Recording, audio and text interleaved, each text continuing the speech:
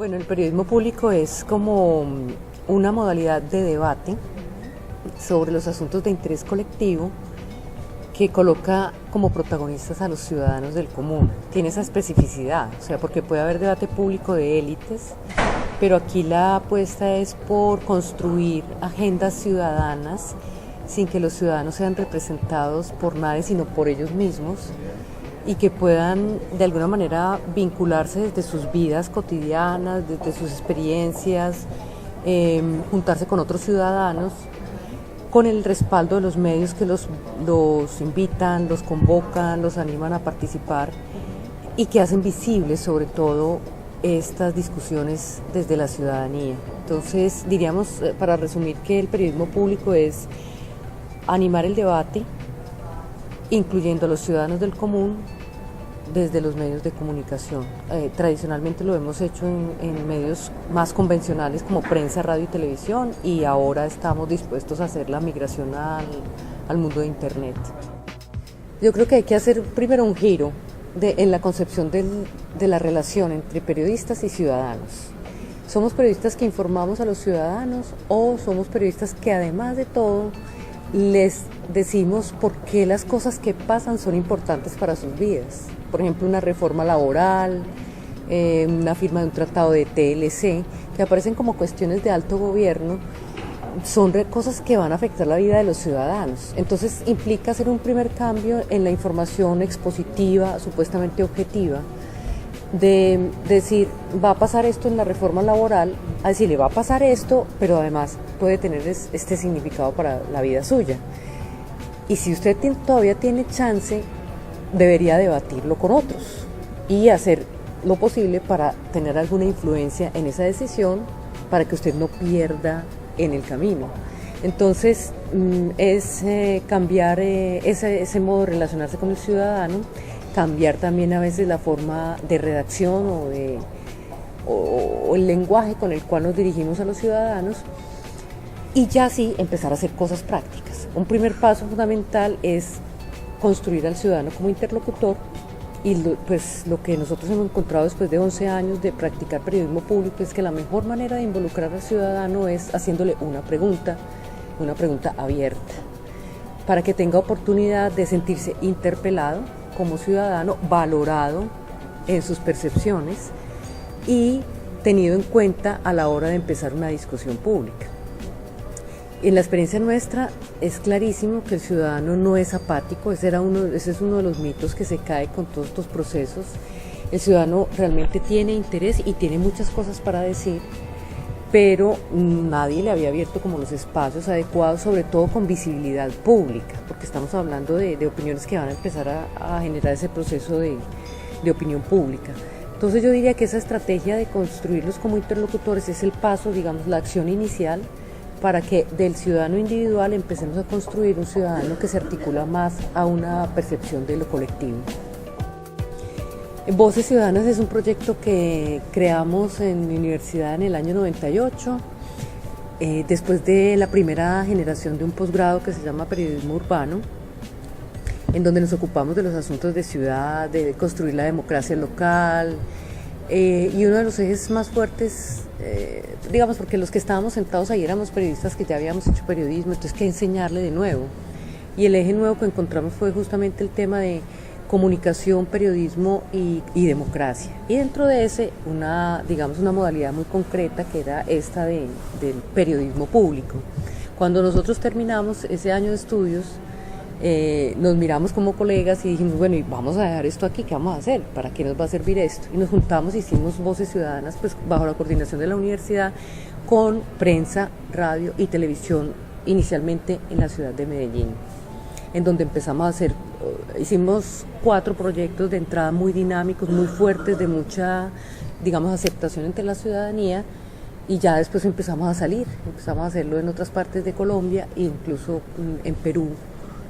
Calandria con Rosa María Alfaro se interesó mucho en eso, hicimos talleres allá, y ya Calandria vuela sola también con el proyecto. Le tienen otros nombres, digamos, pero ellos hacen lo mismo, una práctica de construcción de agenda, y yo diría que además le han ido poniendo cosas en el camino, amplían un poco la experiencia con el terremoto de Ica y todo esto, han ido como construyendo todavía más cosas alrededor del proyecto. Entonces, es como una coordinación entre universidad y medios de comunicación que crean esta idea para la participación del ciudadano, sí, señor. Por algo que particularmente veníamos viviendo en el proceso del proyecto Voces Ciudadanas, y es que la verdad no tenemos tanta libertad de expresión como creíamos.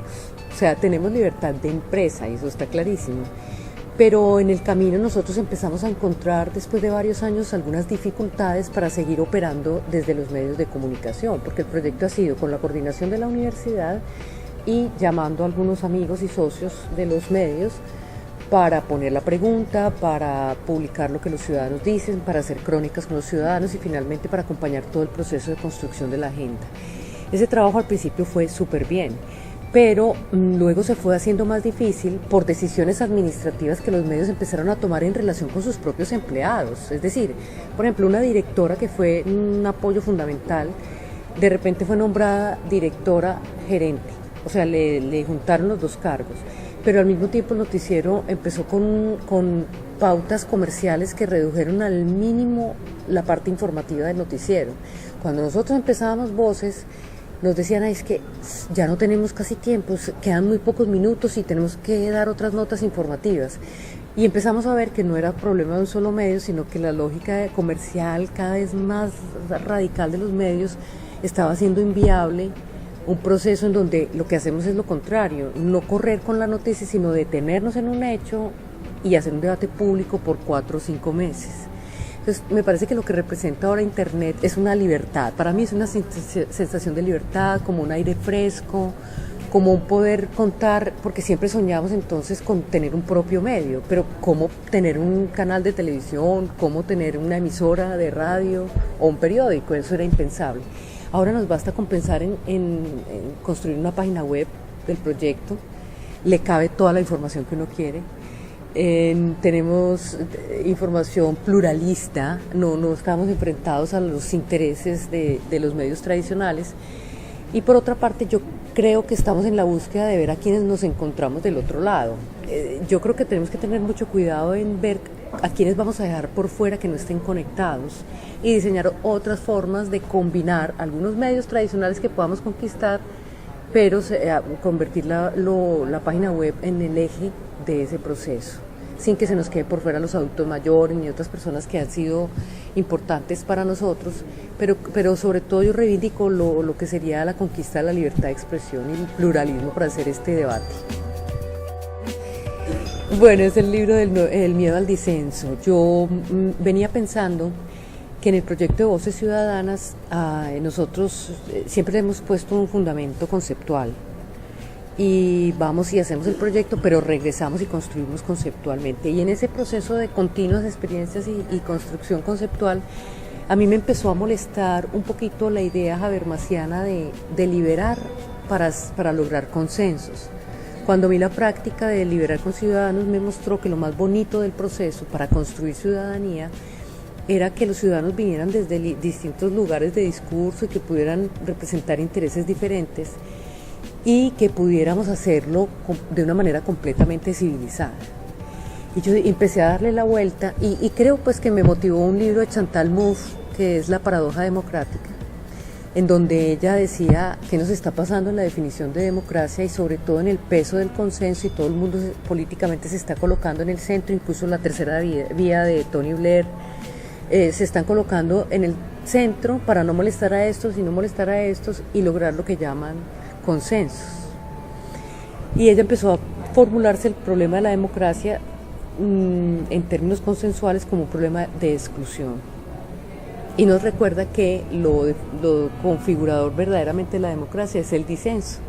Entonces a mí me llamó la atención eso y dije yo, ¿qué está pasando en el campo de la comunicación y qué está pasando también en Voces? Entonces yo pedí un año sabático y a la universidad le propuse pues un proyecto de escribir un libro sobre ese tema, recogiendo la experiencia, pero planteando el papel de la comunicación en la construcción y visibilización de los disensos. Ya hay un giro.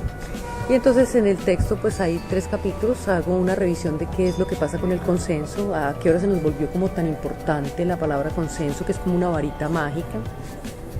Luego miro qué pasa, cómo se construye el consenso en el discurso periodístico, a partir de qué, digamos, y es un asunto estructural, no es que un periodista sea más pluralista que otro, sí los hay, pero es la estructura del campo periodístico apunta al consenso, y cómo se comportan las empresas y la manera en que se concibe la noticia, todo apunta al consenso.